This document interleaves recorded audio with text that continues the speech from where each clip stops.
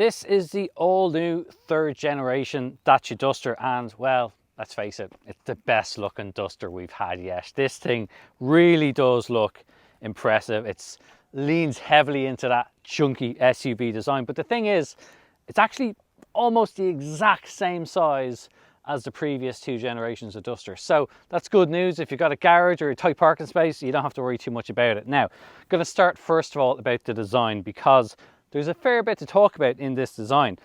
Across the front, it's got this current latest Dacia branding across the front, leads all the way in here, and that extends into the daytime running lights as well.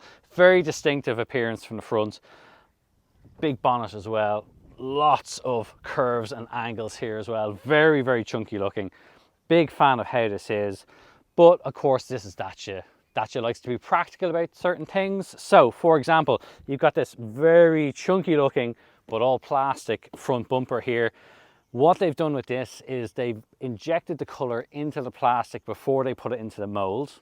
Not going to get too scientific about it, but what that does is means that if this gets scratched, it's not going to look as so much like it's being scratched. So that's pretty good. I like that. This is a car that's all about the kind of the rough and tumble of it. A couple of other little Easter eggs you might find when you come around here, right at the bottom of the windscreen when you come in, you'll see there's a tiny little Duster logo just here as well. Very similar to what we sort of see from companies like Jeep, and really you can see with this Duster, maybe they're trying to eke into a little bit of their market. Now, we talked about the front. I want to go around the side because, again, this whole chunky styling thing is very evident throughout here. First of all, you've got this plastic detailing all around here, this cladding. When you get up quite close to it, you'll see there's all these sort of speckles and different colors all through it, because this is made from 20% content of recycled plastic. If you look closely, you'll even see there's a 20% recycled logo there, along with the Duster name here. Some people might think it doesn't really look great, or it looks a bit cheap, or maybe it looks like when they're painting the car, they kind of just oversprayed all over it. But part of it is that they didn't want to cover up this kind of fact that they're using recycled materials, so they put it all in there for show. They're being quite loud and proud with it in that respect. Other details, this has the kind of bronze color door mirrors. That's because this is the range shopping extreme version. Only the range shopping version gets that. You get other details, these cool roof bars here as well. So these roof rails, you can unscrew them at either end and turn them through 90 degrees to give you a set of roof rails or roof bars. You need to put a roof box on top, or a bike rack, or any other sort of sports goods that you might have. Really nice detail. It's one of these things that it's just really simple, that I'm sure there are plenty of other car companies that going like, why didn't we think of this? But it's nice. It means that you're not going to have to buy extra equipment. If you get this car, you get a little Allen key in the back that you can just pop off the covers here, unscrew them, spin them around 90 degrees, and the job is done. Other details, the door handle here is integrated into the window frame, so kind of cleans up the design here a little bit more. Again, that's nice. Other nice details, you've got these new shape lights as well. So you've got the Dacia logo here in the side. It looks very distinctive from the rear. Really, you're not going to mistake this for anything else. You've got the big Dacia logo across the back, Duster Hybrid there. I'll talk about the hybrid thing in just a moment. Again, this kind of very chunky, rugged, hard-wearing plastic that I mentioned, that's on the front, it's on the rear as well. You get a slightly new spoiler design. You still get a wiper, which is a thing that a lot of companies are taking away from us, but Dacia has stuck with it. Now, a couple of details. Let's have a look inside, show you a bit more. Now, inside, the Duster has a real glow up, so to speak. So there's a big change in how this looks inside, and it very much reflects what we see on the outside. You get a lot of new angles, new materials. You've got the Duster logo across there. You've got all these kind of textured materials, and again, some bronze accents here on the vents, which reflect the same shape as the exterior daytime running lights. You get that in this range topping version. But what I will say is, as nice as all this look is, there is still, the quality of the plastics, they are quite cheap. They are kind of hard, a little bit scratchy. Okay, they will be a bit durable, that's not an issue, but there are certain bits like here, you know, your knee is going to rest against that. Even this kind of material on the armrests and the same on the doors, it would be nicer if it was just that little bit higher quality, a little bit nicer, softer feel to it. But it's a minor complaint in what is, after all, this is going to be a value focused SUV. Now, part of the fact that this is now available as a hybrid, it means you've got an automatic transmission, and to maximize space here, they've given this little nub of a drive selector here. You've got electric handbrake, but you've got a lot of little storage areas throughout. You've got a couple of cup holders here, more storage underneath there. You've got a wireless charging pad on this one. You've got a 12-volt socket. You've got 2 USB-C ports. So you've got any amount of things that you can charge. You've got a little shelf in here. And then you've got the driving position itself. Lots of adjustability, manually adjustable seats, but there's plenty of scope for adjustment there. There's reach and rake as well for the steering wheel. So again, plenty of options to get a comfortable driving position depending on your height and your size. But then there's a lot of newer features in here too. Part of that kind of posher look now is that this has a fully digital instrument display. It does look quite nice. It has a little bit of configurability, not as much as some, but there's enough there, which is quite nice. The new steering wheel, it's kind of flat at the top and kind of flat at the bottom, not as extreme as some other models that are out there, but very nice to see simple physical buttons here, similar to what we see in other Renault Group product, but that's fine. You've got all your controllers, your stalks are here. You've got an extra controller here for adjusting your volume, switching between channels, all that kind of stuff. You have a new 10-inch display here as well, touchscreen. It's very nice to use, works very, very well. You've got a lot of different features here available on it, and you can then do other things like have your smartphone mirrored on it. So Android Auto, Apple CarPlay, all that stuff is also available too. What I do like is that there's still physical controls here for all your climate settings. So if you're too hot or too cold, you can adjust this. You've just got simple buttons here to do. If you want to turn it off altogether, you can do that. Nice that they have been left and not put into a screen, because that can just be very distracting. So bravo, they've done that. That's a nice little feature they've done. Other things you can do, you can get this little mobile phone holder here, so you can pop your phone into your cradle, have it fixed onto the dash as well. It's a very practical thing. It's one of those things that's just going to save you having to go out and buy one, and hopefully it means you're not going to be holding or touching your phone while you're driving. Overall though, pretty good. One thing I'm not so keen on, they still use these key card things, which, you know, they work fine, and actually it's great because it unlocks as soon as you walk up to it. You don't have to take the key out and do it, but these are just very impractical. They don't really go onto anything. They're not like a normal key or anything like that. So if these go, well, I won't miss them. Rear seat passengers won't have a whole lot to complain about in here, because there is actually a pretty good amount of space in the back. Now, I'm of fairly average height, about 5'9". I don't have particularly long legs, but I can stretch out with the seat in front because it sits up a little bit higher. This driving position is set for my normal driving position, so I'm kind of driving, sitting behind myself as if I were driving. I've got loads of arm room here, loads of knee room. It's great. Very good amount of headroom actually, so that's another nice thing. Now, there's no fancy panoramic glass roof in here, but you do have quite a bit of room in here, so that's quite good. There is a little bit of a hump in the floor. Now, this is obviously available as a 4x4, so there's a slight transmission tunnel here. It's not as big as some other cars, so that's not too bad. But you do have that little bit there, so whoever's in the middle seat will have to share a little bit of foot space on it. Also, this center console does come quite far back as well, so that does eat into a little bit of space. You don't get any ventilation here, but you do get 2 USB-C ports on this range topping extreme version.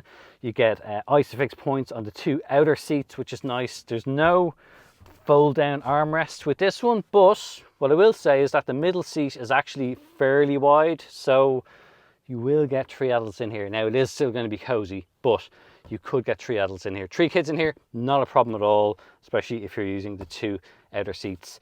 Also, practical features, you've got door pockets in the back here on both the seats. Pockets on the backs of both of the seats, and you'll see these little locks throughout the car. Now, these are a new kind of accessory system that Dacia has organized or created for the Duster, and it means you can lock on various different accessories, whether it's a light, a curry hook for your bags, anything like that.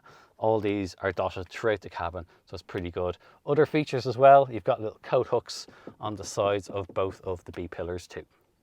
Dacia does make a big deal about the fact that this third generation Duster now sits on an all new platform, and it's right to do so because it does transform the Duster from its predecessor. There is a very clear difference in how this handles and how it drives, leaving aside the hybrid engine, which we'll touch on in a minute.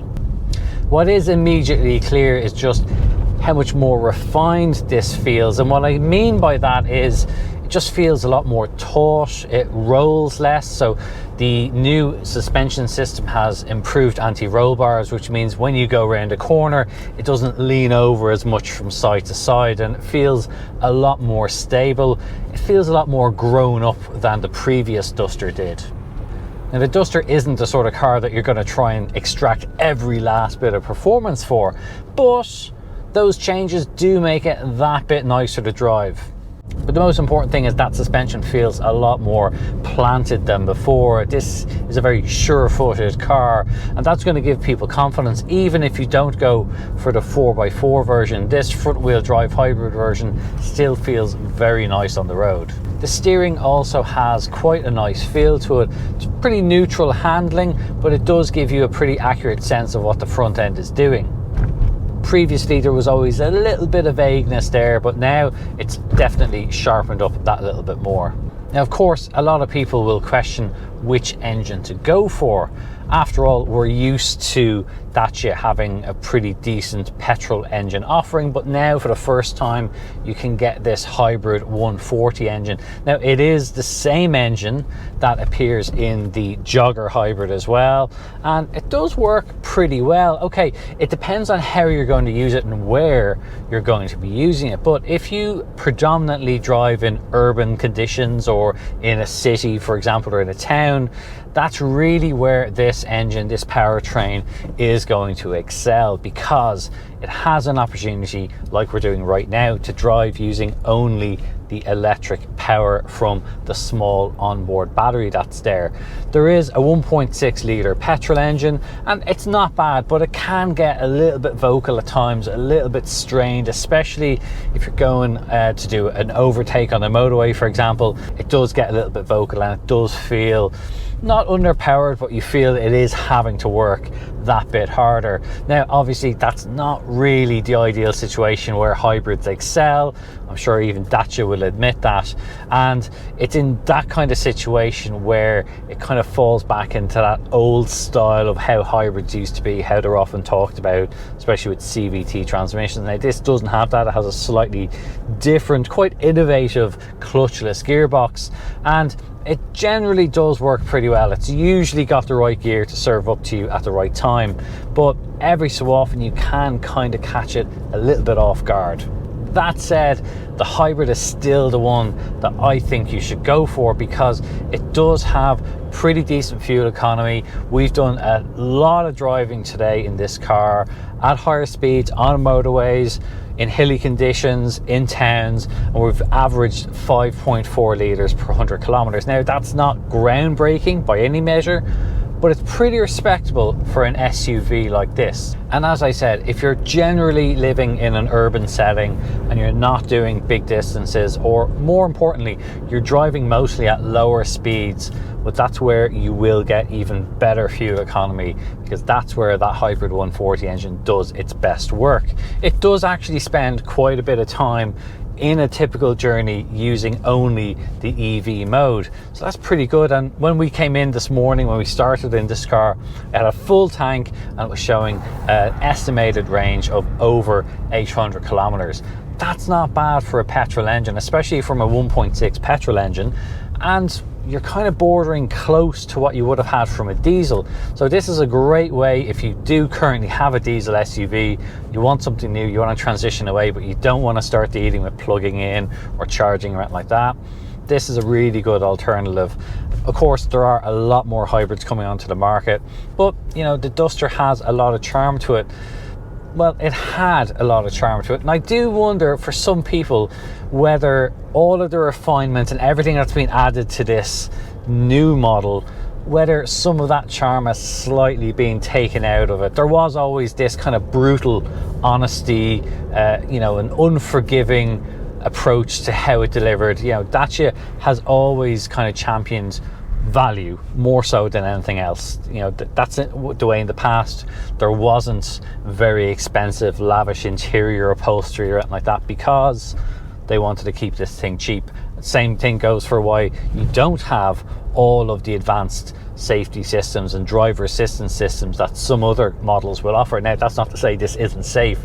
It has all the right equipment in it, and structurally and all that kind of stuff, there's no concern in that respect. But you know, some of the added luxuries that you might want to have if you want a car that will park itself, for example, you're going to have to look elsewhere, because those things are expensive and they drive up the cost of a new car, and that is what Dacia doesn't want to do with this new Duster. But as I said, some of that little kind of honest charm may be gone, but overall this is still a very good package. The design is superb. I absolutely think they've done a great job in giving this the look that it has now.